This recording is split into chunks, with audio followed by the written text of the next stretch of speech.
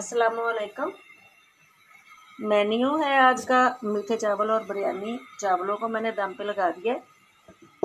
तो इसके लिए खसूसी टिप आपके लिए ये है कि चावलों को जब आप कलर डालते हैं, कलर वाले चावल बनाने के लिए, तो वो दूध में मिक्स करके शामिल करें। तो इससे चावल बहुत ज़बरदस्त किस्म के बनते हैं।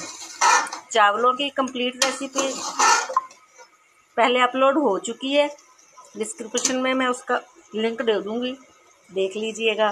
बिरयानी की रेसिपी भी पहले से अपलोड हो चुकी है, तो सोचा छोटी सी आपको टिप दे दूँ। चैनल को सब्सक्राइब ज़रूर कर दें। दुआ में याद रखिए। अल्लाह हाफिज़।